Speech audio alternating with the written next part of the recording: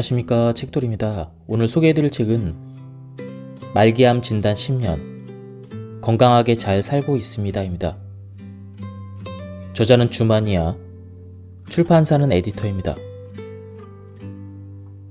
저자 소개를 간단하게 하겠습니다. 주마니아, 암 환자들에게 각종 강의와 글을 통해 제대로 된 자연치유를 알려주고 있는 암치유 전도사이다.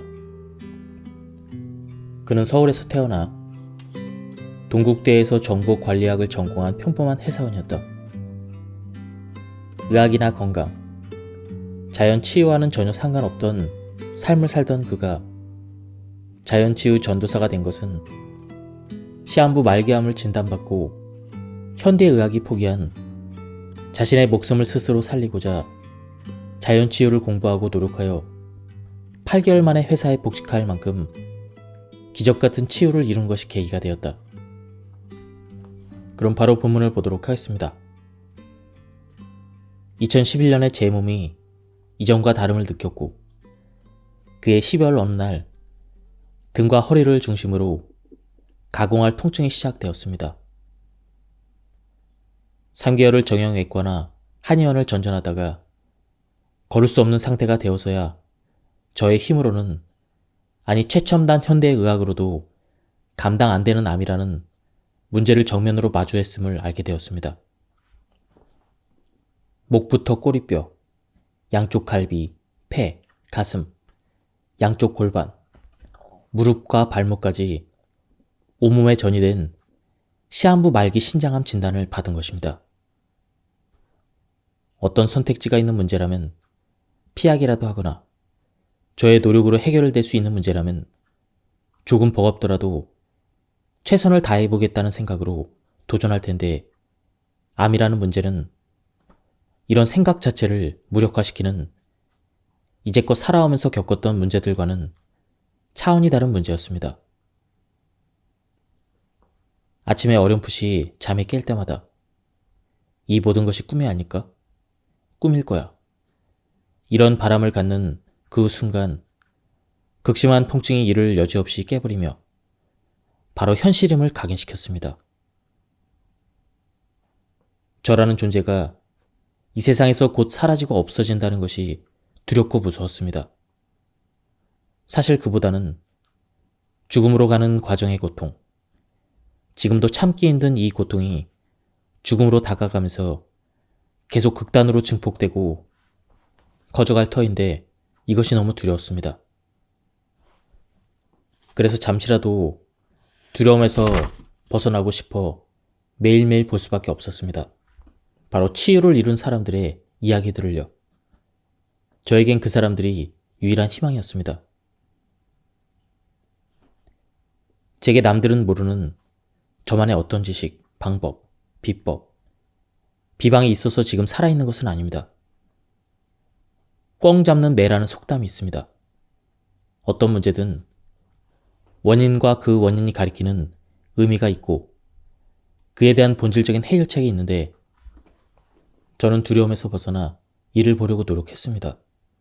그 결과 암이라는 문제의 본질을 통해 임시 방편이 아닌 이 문제의 본질적인 해결책은 제대로 된 자연치유 노력임을 깨닫게 되었습니다. 저는 이를 알았기에 집중해서 실천할 수 있었고, 실천했기에 암이라는 문제의 본질이 해결되기 시작했습니다. 그 덕분에 암이라는 절망적인 문제에서 벗어나 인생의 다른 문제들처럼 여기며 다시 일상을 살아가고 있는 것이겠죠. 공포는 문제의 본질을 보지 못하도록 우리의 눈을 가립니다.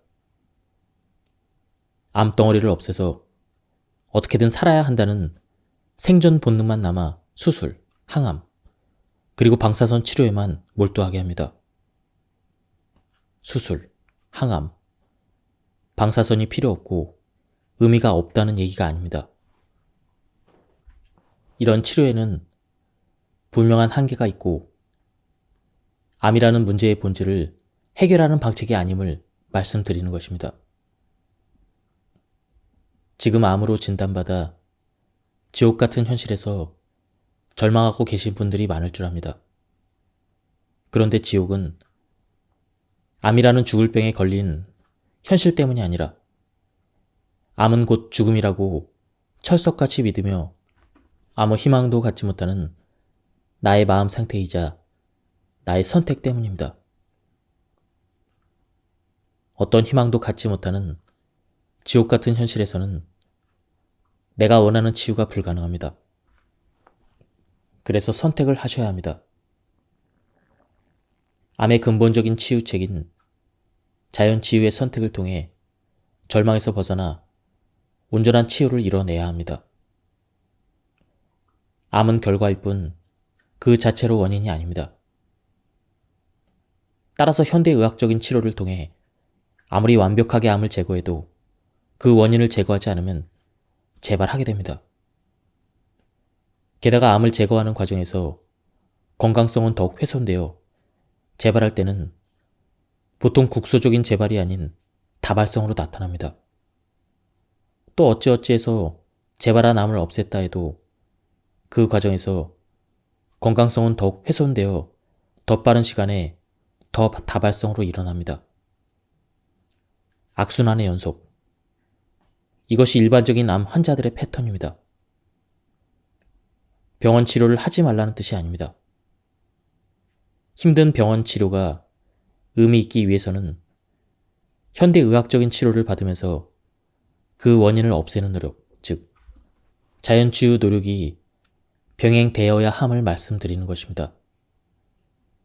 현대의학적인 치료는 이미 생긴 암을 없앨 뿐이고 앞으로 생길 암까지는 없애지는 못합니다. 이미 생긴 암은 병원에서 치료해서 없앨 수 있지만 앞으로 생길 암은 내가 치유해야 되는 것입니다. 생길 암을 치유하는 것이 자연치유 노력이고 그 과정입니다. 그래야 반복되는 재발과 악순환을 벗어날 수 있습니다. 자연치유는 현대의학을 거부하고 산속에서 약초를 캐먹고 낫지 않은 민간요법이 아닙니다. 현대의학을 이용하고 안 하고는 그 자체로 효과와 부작용을 따져 결정할 일이지 자연치유와는 별개의 문제입니다. 자연치유는 그 자체의 개념과 논리가 있고 다양한 체계로 구성되어 있습니다. 자연치유는 암에 대한 완벽한 방어체계가 우리 몸에 존재한다는 것을 기본 전제로 합니다. 그동안 목적지향적이고 파괴적인 삶이 우리의 몸의 건강성을 지속적으로 훼손하여 암에 대한 방어체계가 무너졌기 때문에 치유 적합적 생활습관과 그리고 생각습관 개선을 통해 이를 복원하려는 노력이고 또한 이것이 모든 암에 대한 근본적인 치유책이 되는 것입니다. 그런데 자연치유 노력이 의미 있기 위해서는 한 가지 전제 조건이 있습니다. 암은 죽는 병인데 나는 그 암에 걸렸고 그래서 나는 죽는다는 죽음의 산단 논법이 고정관념으로 자리 잡고 있을 때 이런 심리 상태에서는 어떤 현실적인 노력을 해도 우리 몸의 치유 시스템은 발현하지 못합니다. 왜냐하면 우리 몸이 원래 그렇게 생겨 먹었기 때문입니다. 구조가 그렇습니다. 단순한 방법론만 추구하는 건 민간요법일 뿐 본질적인 자연치유 노력이 아닙니다. 암은 곧 죽음이라는 잘못된 관념을 극복하는 일이야말로 암치유의 기본이자 기초가 되고 자연치유를 위한 전제 조건이 되기 때문에 제가 강조하고 또 강조하는 것입니다. 자연치유의 본질과도 밀접하게 관련된 문제이기도 합니다. 시한부 말기암을 진단받고 일주일간은 그야말로 혼돈의 시간이었습니다.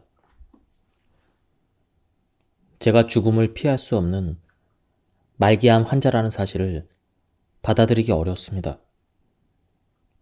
아침에 눈을 뜰 때마다 악몽을 꾼 듯 온몸에 힘이 빠졌습니다. 아니 사실은 악몽이기를 간절히 바라고 있다는 게 맞는 표현일 듯 싶습니다. 그러나 주변을 둘러볼 틈도 없이 온몸을 옥죄해오는 통증에 절망했습니다. 꿈이 아님을 깨닫고 뼈 전이암 통증 앞에서는 저는 무력해질 수밖에 없었습니다. 저는 치유의 길을 구했지만 돌아온 대답은 기대하지 말라는 말뿐이니 갈수록 세상에 홀로 남겨진 고독감만 더해갔습니다. 의사도 포기한 환자의 운명이란 그런 것이었습니다. 그러나 따지고 보면 그렇게 홀로 삶의 길을 찾아 나섰던 그 절박감이 저를 살게 한 치유의 길로 이끌었으니 결과적으로는 고마워해야 될지도 모르겠습니다. 제가 비타민C 메가도스와 비타민C 정맥 주사 요법에 대한 한 달간의 공부를 한 다음 회사 복직 후 이 치료에 대한 확신을 갖고 병원에 갔을 때도 의사의 태도는 너무나 심드렁했습니다. 환자는 뭔가를 열심히 알아본 뒤에 이거 효과가 있겠구나 이렇게 기쁘게 얘기를 하는데 의사는 별 관심을 안 보이는 것이었습니다. 나중에 그 의사와 좀 더 친해진 뒤에 이런저런 대화를 나누면서 왜 그런 식으로 반응을 했는지를 알게 되었습니다.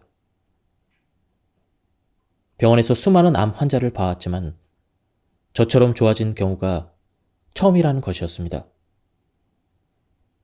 이렇게 지금까지 된 적이 없는데 앞으로도 될 리가 있겠느냐.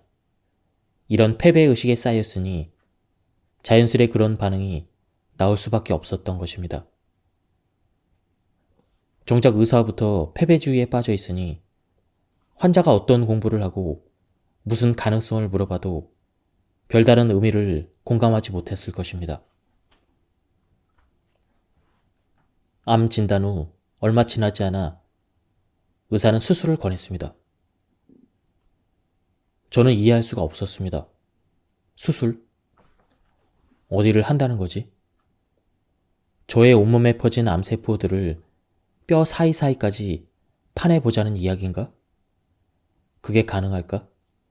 그래서 물었습니다. 어디를 수술하는 거죠?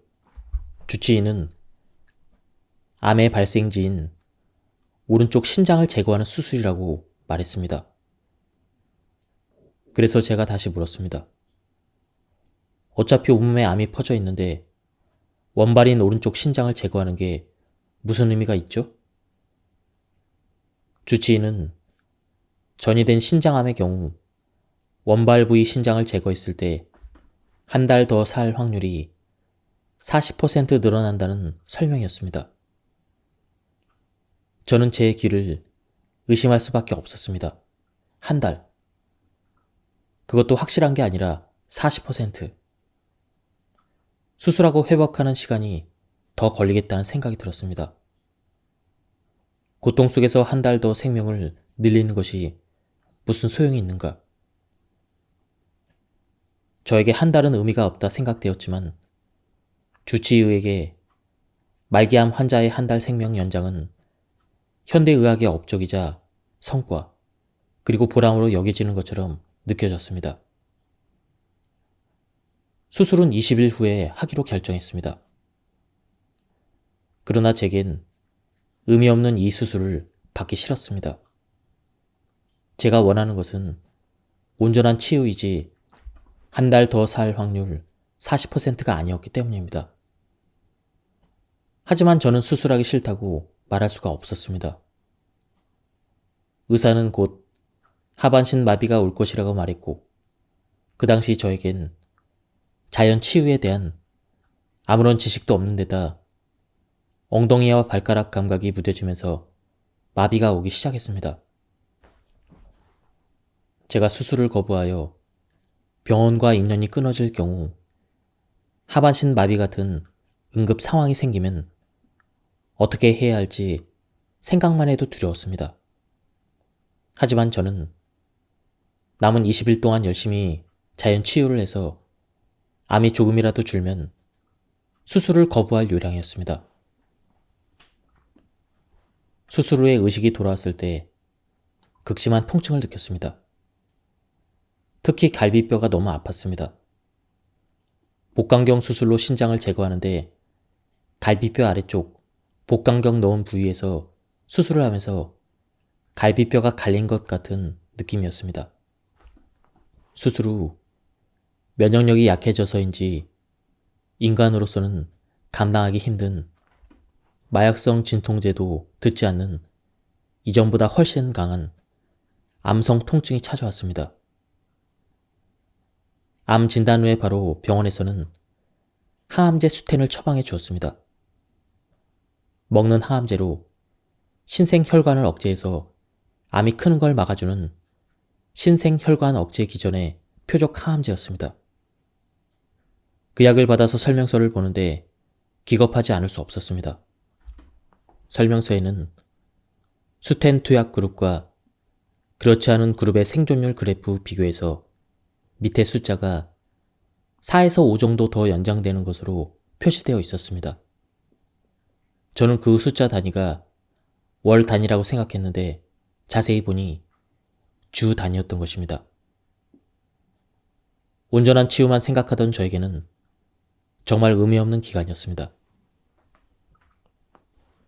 방사선 치료를 거부하고 항암 치료를 끊을 때 가족들의 반대가 극심했습니다. 네가 의사보다 똑똑해? 의사가 시키는 대로 할 일이지 네가 알면 얼마나 안다고 그냥 의사 말 들어. 암 진단 후에 자연 치유를 선택한 저에게 주변 사람들이 하는 제가 가장 많이 들었던 충고의 말들입니다. 제가 대한민국에서 제일 똑똑한 수재들이 모인 대학병원 의사들보다 더 똑똑할 리는 없습니다. 그럼에도 불구하고 저는 주치의에게 제 몸을 맡기지 않았고 제 나름의 길을 가기로 마음 먹었습니다. 왜 그랬을까요? 암을 치유하는 일에 똑똑함보다 더 중요한 것은 문제의 본질을 보는 지혜와 직관, 현명함이라는 사실을 알고 있었기 때문입니다. 이것이 자연 치유를 이해하고 받아들이게 한 것이라 믿었습니다. 의사는 제게 살 수 없다고 확인해 주었습니다. 의사는 제가 치유될 가능성을 전혀 상정하지 않은 채 죽음을 유예하기 위한 처방을 내려줄 뿐이었습니다. 그러나 자연 치유를 접하는 순간 희망을 보았습니다. 바로 그 차이입니다. 증명되진 않았지만 온전한 치유의 희망이 있다는 길과 확실한 죽음이 기다리는 검증된 길. 저의 선택은 한 채의 망설임 없이 자명했습니다. 만약 의사가 어렵기는 하지만 최선을 다하면 방법이 있을지 모르니까 열심히 한번 해보자 이렇게 말했다면 저는 절대 병원 밖을 기웃거릴 여유가 없었을 것입니다. 저 역시 평범한 소시민의 한 사람으로서 상식의 선을 잘 넘지 않은 사람입니다. 뭐가 됐든 제도권은 많은 시행착오와 철저한 검증 과정을 거친 것이기에 제도권 내의 해법이 당연히 옳다고 믿는 사람입니다. 하지만 병원에서 저의 치유를 불가능으로 판정하는 순간 저는 다른 가능성과 다른 대안을 찾을 수밖에 없었습니다. 제 몸은 본래 암에 대한 완벽한 방어 시스템을 갖추고 있었다는 사실과 그것이 잘못된 생각 습관과 생활 습관 때문에 무너져 내렸고 그 종착점이 바로 암이라는 것을 이해하게 되었습니다. 그리고 그 어떤 훌륭한 의사보다 논리적인 방법으로 저를 설득했습니다.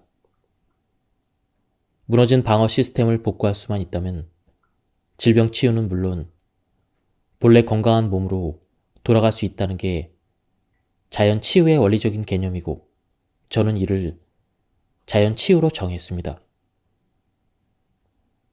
자연 치유적 관점에서 보면 제 몸에 덩어리진 암세포를 없앨 완벽함이 분명히 내재되어 있습니다. 이런 우리 몸의 완벽함을 알고 이를 믿는 것. 이것이 제가 정의한 자연 치유의 개념입니다. 이를 이해하는 것이 치유를 위한 출발점이자 기반임을 알게 되었습니다. 의사가 시한부를 선고했다고 해서 모든 암 환자가 자연치유나 대체의학으로 가지는 않습니다. 절망은 하겠지만 어쩔 수 없이 병원에서 권하는 치료 프로세스에 따라 항암 치료를 하고 방사선 치료의 모든 것을 맡기는 사람이 대부분입니다.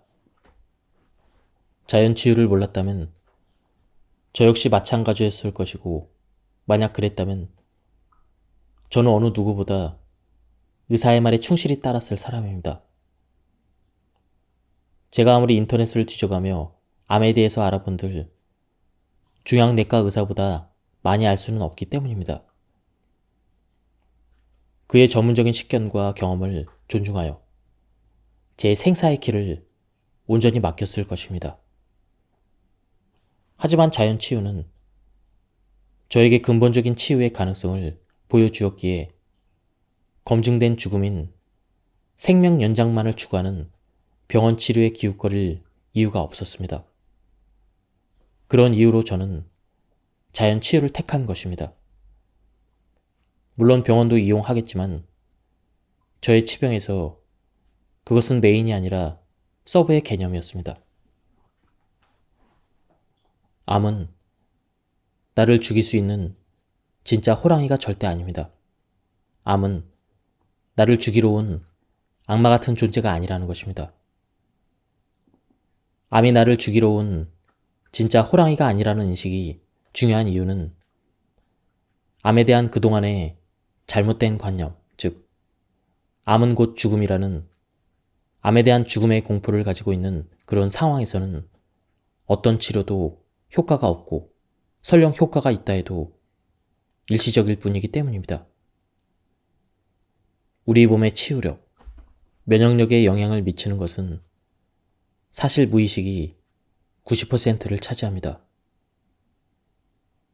자연치유에 대한 공부와 노력을 통해 암의 진실과 실체를 알고 나면 가슴 깊은 곳 무의식의 세계에서부터 암은 죽는 병이 아니며 자연 치유된다는 확신을 갖게 됩니다. 암의 자연 치유가 나에게도 일어날까? 가능할까? 조금도 의심하지 않게 됩니다. 내 몸에 작은 상처가 났을 때 우리 몸의 상처 치유 반응에 대해서 자연스럽게 아물 것을 의심하지 않듯 암은 내 몸의 암에 대한 방어 체계를 세우는 일정 노력만 해주면 암이 치유되는 것이 너무나 지극히 당연한 일임을 이해하게 됩니다. 그런 이해를 통해 암에 대한 죽음의 공포를 극복하고 내 몸의 건강성을 회복하는 그 노력을 통해 암이 치유될 수 있음을 확신하게 되는 것입니다. 우리 환우들이 가짜 호랑이에 속아 모니터 속의 고양이 앞에 생지가 되는 우를 범하지 않기를 간절히 바랄 뿐입니다. 의사 입장에서 내린 결론은 암 치료는 해도 죽고 안 해도 죽는다입니다. 내가 받은 항암 치료의 정확한 의미를 알아야 합니다. 항암과 방사선 치료는 절대 내가 앓고 있는 암이라는 병을 근본적으로 고쳐주는 치료가 아닙니다. 그렇게 믿고 의지하며 방심하는 순간 게임은 끝나는 것입니다. 거의 패턴입니다. 암 초기에 발견해서 수술과 항암, 방사선 치료를 받고 병원에서 완치됐으니 예전처럼 생활해보세요. 이 말에 다 나은 것으로 믿고 생활을 하다가 1에서 3년 후에 어디가 아파서 검사를 하니 재발했다는 것입니다. 항암 방사선으로 면역체계가 무너진 상태에서 재발할 때는 다발성으로 나타나는 경우가 많이 있습니다. 항암과 방사선은 자연치유의 효력이 생기기까지의 시간을 기다릴 수 없을 경우 암의 기세를 일시적으로 꺾어 자연 치유력이 발생할 때까지의 시간을 버는 것일 뿐 결코 암을 치유하는 수단이 되지 못합니다. 암 자체는 결과이지 원인이 아니기 때문에 암을 잘라내고 태워버린다 해도 암이 치유될 리 없습니다. 보이는 암을 우선 빨리 없애는 게 중요한 일이 아닙니다. 너무 조급해야 할 필요는 없다고 봅니다. 어차피 건강한 사람도 매일 이상세포가 생깁니다. 우리 몸이 이를 컨트롤할 능력이 없어진 것이 근본 문제이므로 덩어리진 암을 없앤다고 문제가 해결되진 않는 것입니다. 항암제를 6개월 복용하고 그때 항암제를 끊는 일이 쉽지 않았습니다. 불안한 마음에 지푸라기라도 잡고 싶은 환자의 입장에서는 어려운 문제입니다. 자연치유 노력을 기반으로 하고 항암은 필요할 때 최소한으로만 이용한다면 가장 이상적인 조합이라 생각합니다. 심리적으로 받아들이기 어렵다면 항암과 방사선 치료를 하되 끝까지 가서는 안 된다는 점만은 분명히 알고 있어야 합니다. 야구 경기에 비유한다면 현대의학적인 치료에 나를 맡겼을 때 경기는 끝나지 않습니다. 경기에서 지거나 연장전에 들어갑니다. 언제까지 내 몸을 암과 항암제 전쟁터로 황폐화시킬 수는 없지 않겠습니까? 항암제가 암을 치유할 수 없는 것은 확증된 사실입니다. 하면 할수록 효과는 없고 부작용은 커집니다. 종국에는 적어도 9회 말 마무리는 내 면역력과 치유력으로 해결해야 합니다. 그렇게 해야 이 지긋지긋한 암을 끝낼 수가 있습니다. 항암이나 방사선 치료를 하면 할수록 이 전쟁을 끝내야 될 내 면역 체계는 망가져 갑니다. 치유의 길은 점점 멀어져 갑니다. 마지막까지 가서 병원에서도 나가라는 말을 들을 지경이 되면 정말 어렵습니다. 치유의 청사진이 수립되기 전까지는 항암과 방사선 치료를 최소한만 하는 것으로 잘 설득해서 의사와 타협하세요. 그리고 최선을 다해서 자연치유 노력을 하면서 병의 진행을 막고 병원에서 경과 관찰을 하는 게 최선은 아니지만 현실적으로 할 수 있는 차선이 아닌가 생각됩니다. 당신은 암 환자요 하는 의사의 선고는 우리 몸의 모든 기능을 올 스톱시킬 만큼 막강한 영향력을 미칩니다. 그나마 남아있던 면역 기능도 무력해지고 그러는 사이 암세포는 더 활개를 치며 온몸에 퍼져나갑니다. 그나마 다행스러운 점이 있다면 암은 급성으로 진행되는 병이 아니라는 사실입니다. 진단 즉시 사망하는 경우는 거의 없습니다. 어느 경우라도 환자 스스로 노력하고 이겨낼 시간 정도는 주는 병입니다. 그 얼마 안 되는 시간을 정말 효율적으로 사용하고자 한다면, 그렇게 해서 암을 극복하고 건강성을 회복하고 싶다면 제일 먼저 해야 될 일이 있습니다. 바로 죽음의 공포에서 벗어나는 것입니다. 실제로 자연치유로 암을 극복한 사람들의 가장 큰 공통점은 이 공포감의 문제를 해결했다는 데 있습니다. 물론 암이라는 질병이 주는 현실적인 무게가 워낙 무거워서 100% 완벽하게 벗어난다는 것은 쉽지 않은 일입니다. 다 떨쳐냈다고 생각했는데 어느 순간 고개를 쳐들고 위협하는 것이 바로 그 공포라는 놈입니다. 그러나 분명한 사실은 암 치병이라는 여정 동안 암은 죽음이라는 감옥을 벗어나지 못하는 한 궁극적인 치유를 기대하기란 난망하다는 사실입니다. 저는 생각 습관과 생활 습관을 바꿈으로써 자연 치유력, 항상성, 면역력을 높여 암을 치유하는 기본 방식의 수술, 항암, 방사선의 3대 요법이 보조 요법이 되어야 한다고 믿는 사람입니다. 여기서 말하는 생활 습관의 가장 큰 부분을 차지하는 것이 바로 식습관입니다. 식습관은 절대적이진 않지만 암을 비롯한 모든 현대병의 치유의 기초이자 기본입니다. 즉, 암을 이기는 데 충분 조건은 아니지만 필요 조건이라고 말씀드릴 수 있습니다. 암의 식이요법으로 저는 2가지 목표를 설정합니다. 첫째, 혈당 피크가 없는 낮은 일정한 혈당을 유지하는 것. 이는 정상 범위 안에서의 변동이 없는 안정된 혈당을 목표로 합니다.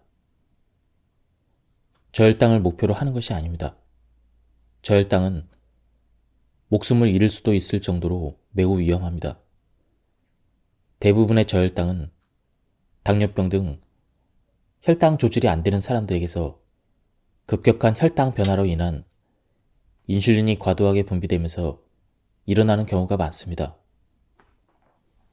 이는 우리 몸이 아직 면역력이 갖추어지지 않은 상태에서 변동 없이 낮은 일정한 혈당을 유지함으로써 포도당 대사 능력이 뛰어난 암이 크는 것을 최대한 막고 그 사이 우리 몸을 해독하고 인슐린 저항성을 개선해 면역력이 살아나게 하는 기본 조건을 갖추기 위해서입니다.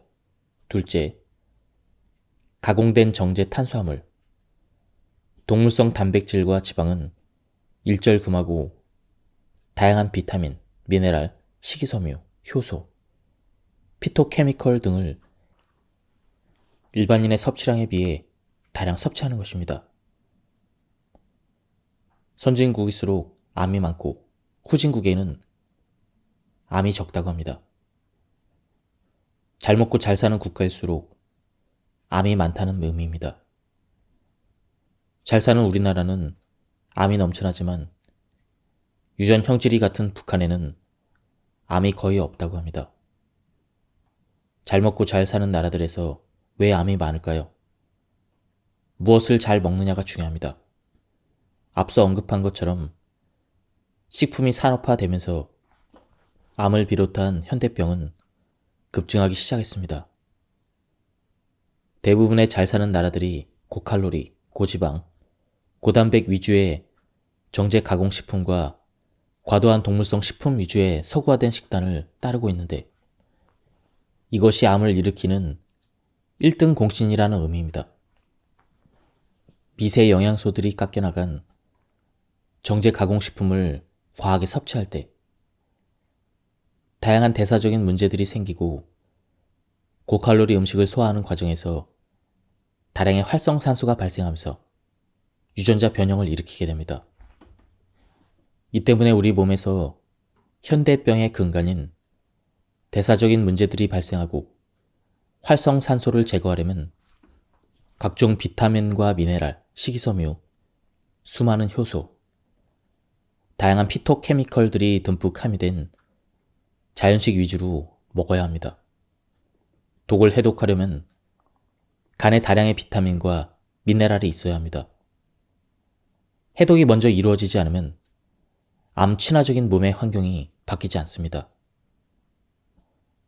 그렇다면 이 2가지 목표를 달성하기 위해 구체적으로 어떻게 해야 할까요? 1. 육식을 금한다. 생선, 달걀, 가금류 포함 1년간 필수적으로 한다.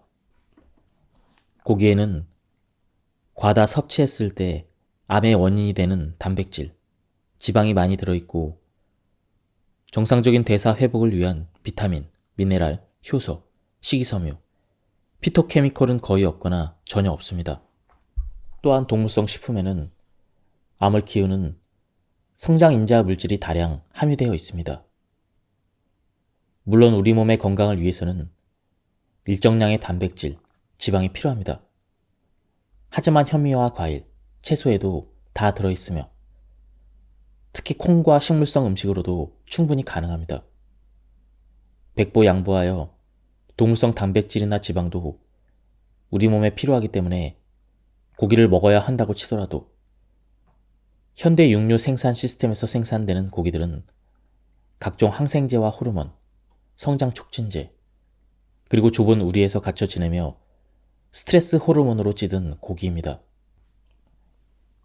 병원에서 치료를 포기한 사람 중 장기 생존자들의 생활 패턴을 조사한 캐나다의 한 논문에 따르면 완전 채식이 80% 이상이었습니다. 저는 고기는 있어도 먹지 않을 것이고 필요도 없다고 생각하지만 굳이 육식을 해야 되는 상황이거나 해야겠다면 방사에서 기른 가축이나 유기농 인증을 받은 고기를 소량 드시는 것이 그나마 낫다고 말씀드리고 싶습니다. 2. 정제 탄수화물 금하기. 탄수화물은 우리 몸에서 포도당으로 바뀌어 중요한 에너지원으로 쓰이지만 흰 밥 등 정제 탄수화물을 섭취했을 때 빠르게 포도당으로 전환되면서 혈당 피크를 일으키고 급속도로 높아진 혈당은 포도당 수용 능력이 뛰어난 암이 빠르게 성장하는 환경이 됩니다. 당이 조절되지 않는 당뇨병 환자의 암 발생률이 높고 예후가 나쁘다는 사실은 많은 논문에서 밝혀진 사실입니다. 또한 포도당을 대사하기 위해 나오는 인슐린은 암을 성장시키는 주요 인자이기도 하며 우리 몸에서 암의 성장을 돕는 염증을 일으킵니다. 정제 가공식품이 야기한 혈당 피크 상황에서 우리 몸은 인슐린이 다량 분비됨에 따라 동시에 IGF-1이라는 성장인자 물질이 추가돼 암이 더욱 빠르게 자라는 환경을 제공합니다. 3. 현미식을 한다. 현미의 주성분은 탄수화물이지만 복합 탄수화물이어서 혈당을 천천히 올리기 때문에 정제 탄수화물과는 다릅니다. 또한 미네랄, 비타민, 식이섬유뿐 아니라 가바, 감마 오리지나놀 같은 항암 및 기능성 성분도 풍부합니다. 일반적으로 건강식을 현미 자연식이라 표현합니다. 그만큼 현미는 건강식의 중심입니다. 고구마, 밤 등도 매우 훌륭한 탄수화물 공급원입니다. 4. 녹즙을 마실 것. 하루 최대 2리터를 추가하되 몸 상황에 맞게 섭취한다. 우리 몸이 정상적인 대사 활동을 하기 위해서는 비타민과 미네랄, 식이섬유, 각종 효소, 다양한 피토케미컬 등의 충분한 공급이 따라야 합니다. 이러한 성분들은 주로 채소, 과일 등 이러한 야채와 채소에 많이 들어있는데 문제는 이러한 성분들이 우리 인간들은 소화할 수 없는 불용성 섬유질 안에 많이 들어있다는 것입니다. 그래서 섭취해도 흡수율이 매우 낮다는 데 있습니다. 특히 암 환자는 일반인에 비해서 소화 흡수율이 매우 낮습니다. 따라서 먹더라도 흡수율이 낮으면 아무리 좋은 음식이라도 효용성이 크게 떨어집니다. 이 때문에 순수한 비타민, 미네랄, 각종 효소, 그리고 다양한 피토케미컬들을 충분히 섭취하기 위해서는 불용성 섬유질을 제거한 순수 진액인 즙 형태로 드셔야 하는 것입니다.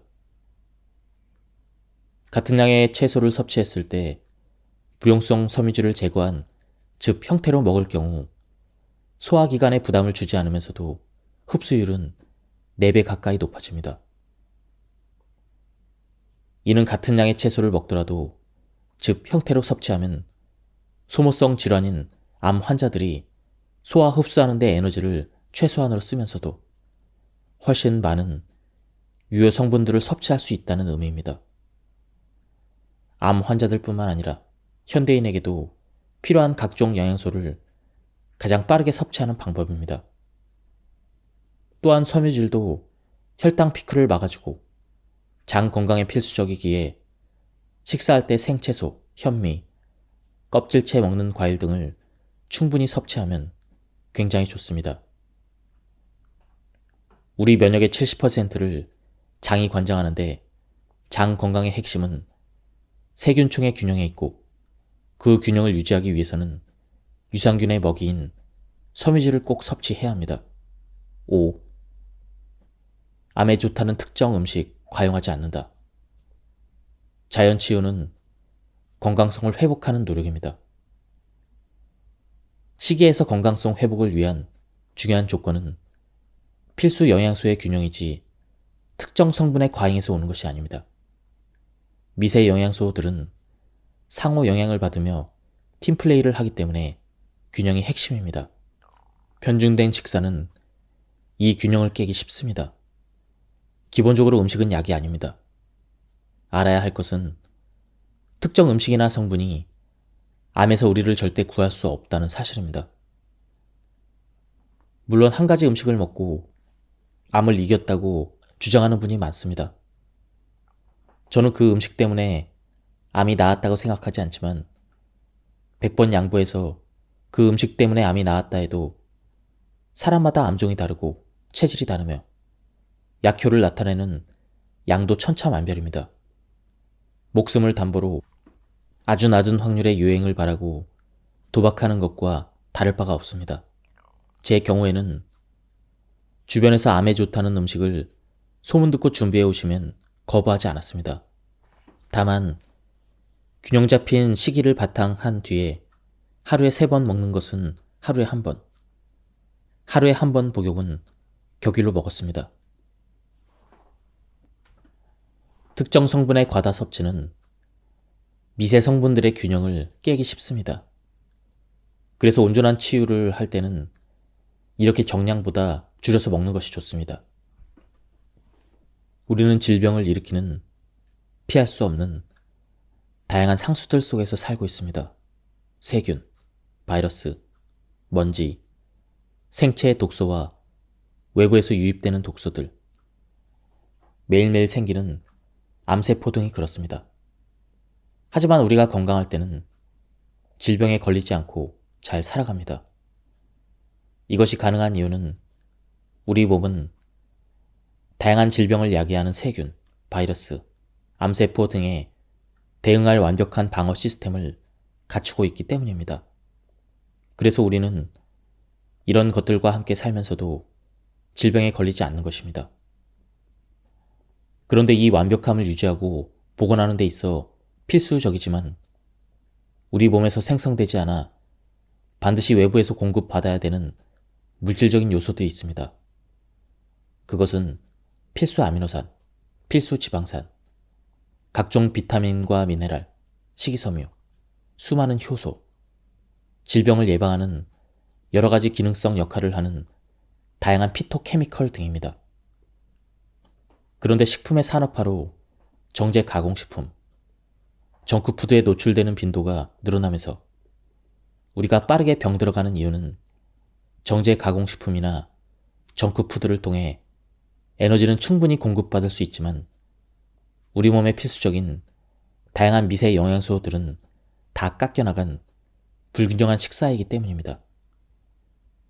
이는 여러 대사적인 문제를 야기하고 세포 기능의 이상을 가져옵니다. 현대병의 본질은 세포의 기능 이상과 변질이며 그 변질의 끝판왕이 암입니다.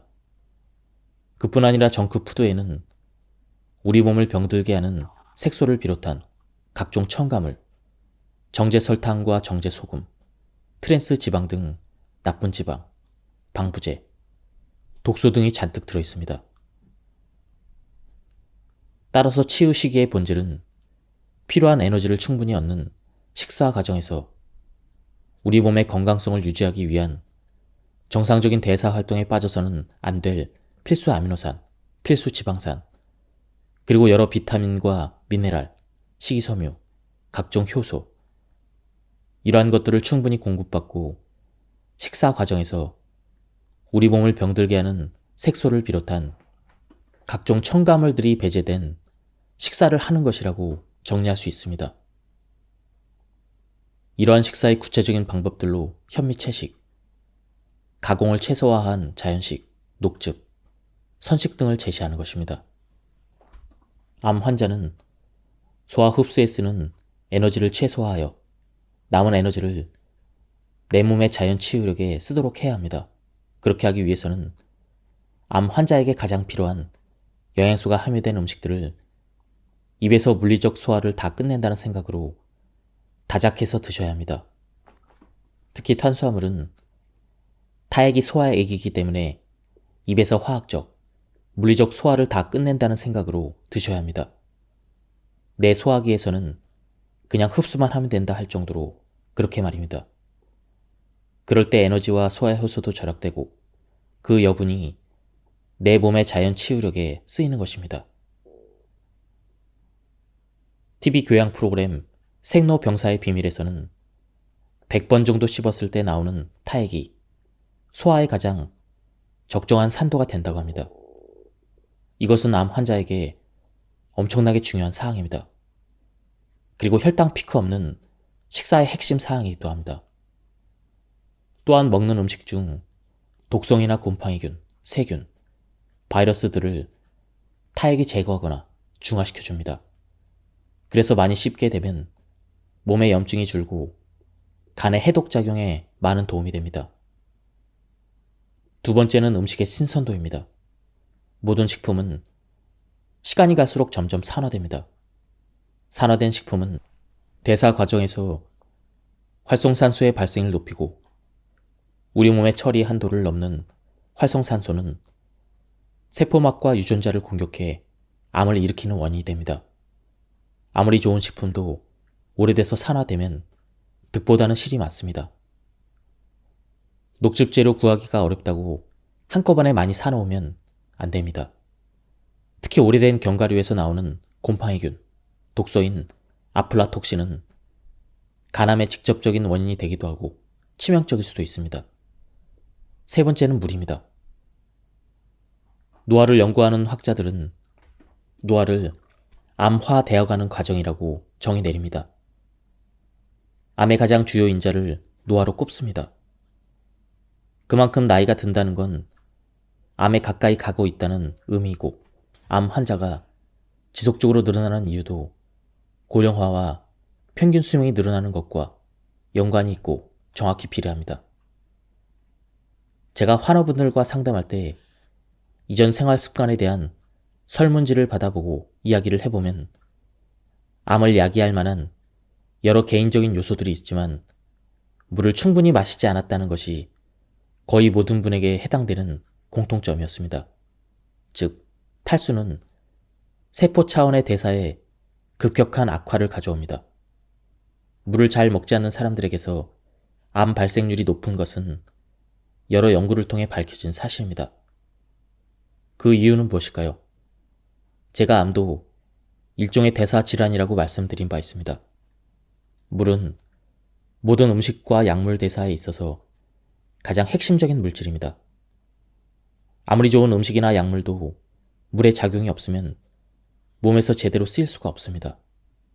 그리고 물은 혈액의 주요 성분이기 때문에 물을 먹지 않으면 혈액의 흐름이 느려지고 세포의 산소와 영양의 원활한 공급과 노폐물 처리가 어려워지고 암화된 몸으로 만드는 저산소, 저체온, 고혈당을 일으키게 됩니다.